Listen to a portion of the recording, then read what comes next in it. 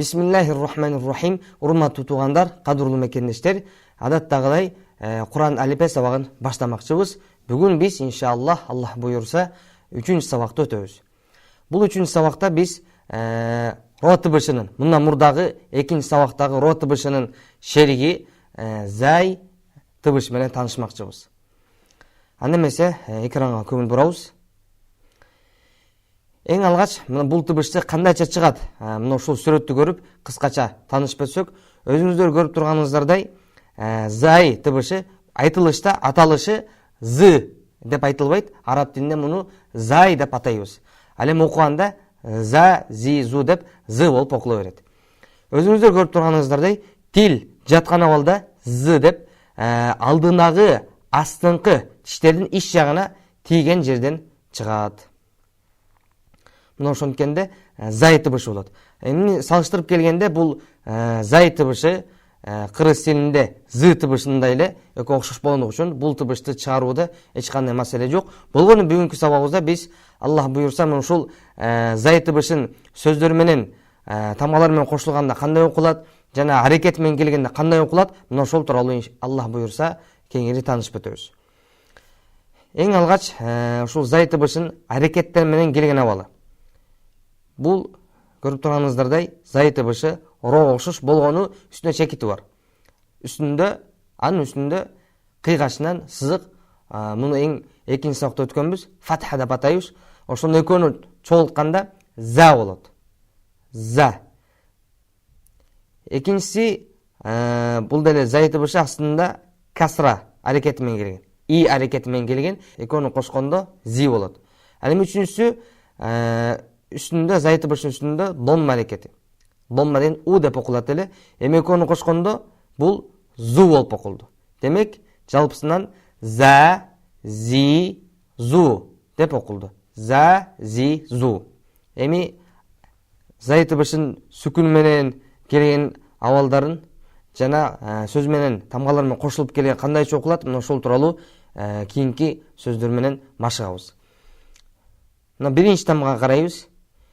Биринчи тамга фатха а деп окулат. Экинчиси з тамгасы, зай тамгасы. Үстүндө аракетин карайбыз. Аракетин карасак бул сүкүн экен. Демек эч кандай аракети жок. Эми экөөнү кошкондо аз деп окулат. Ал эми кийинкиси карайбыз. Биринчи тамганы карайбыз.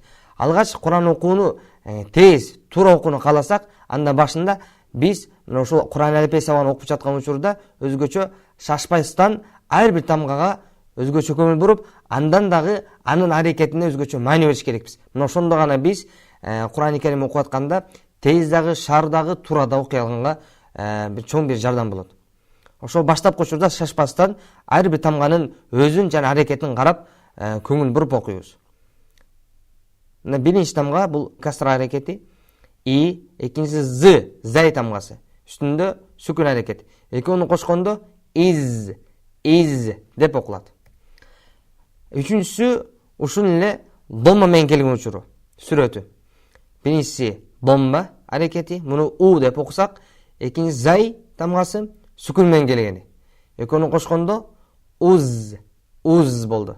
Демек, мындан мурда могул жерде аз, из, уз деп окудук. Az, iz, uz деп окулду.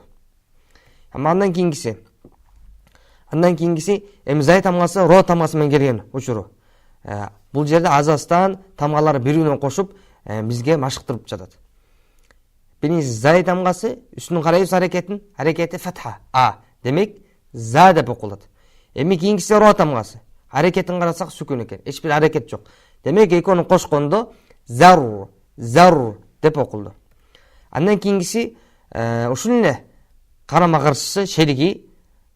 Бул зай тамгасы мындан мурда көрүп турганыңыздардай фатха менен келсе, бул сүрөттө касра менен келген учуру. За, астында касра и, экөөнү кошкондо зи болот, ро менен кошулганда зир болот. Зир.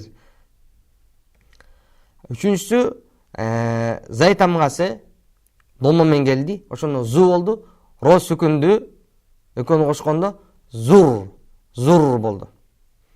Бул зай тамгасы эмне үчүн зу болуп калды? Анткени мунун үстүндө домма аракети келгендиги үчүн, у деген аракет келгендиги үчүн бул зу деп окулду. А ро бул эч бир аракети жок, үстүндө тегерек сүкүн турат.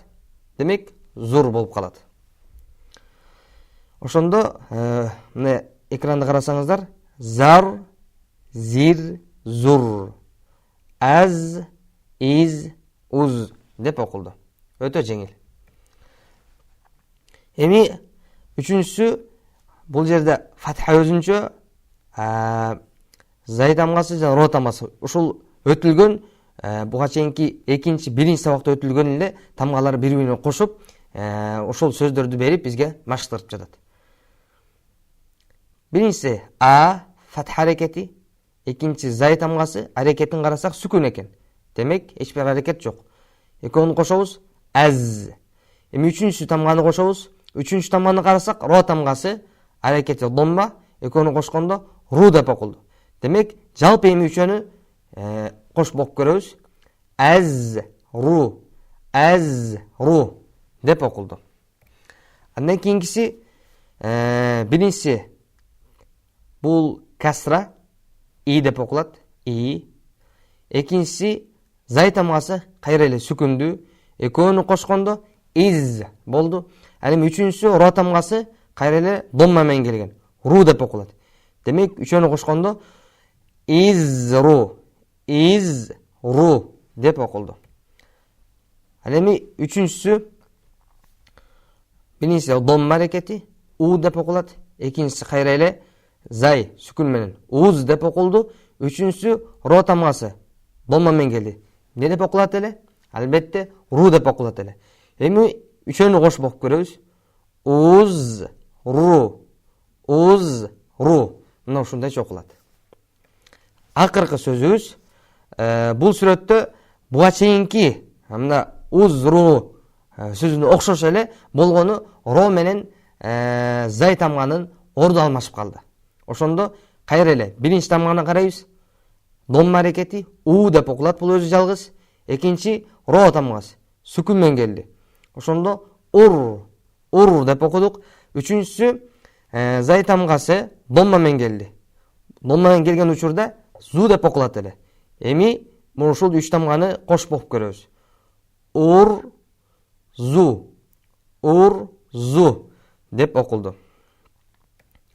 Мына ушинтип бүгүнкү үчүнчү сабагыбызга соңуна келип жетти. Аллах Таалам бардыгыбызга Кур'ан-ы Керимди туура талаптагыдай окуганга мүмкүнчүлүк берсин. Жана бүгүнкү сабакта биз ошол зай тамгасын аракеттери менен келген учуру жана ро тамгасы менен кошулуп келгенде, тамгалар менен кошулуп келгенде кандайча окулат, ошол тууралуу өттүк. Негизинен бул тамга өтө жеңил, анткени бул тамганы биз кыргыз тилинде колдонуп жүрөбүз.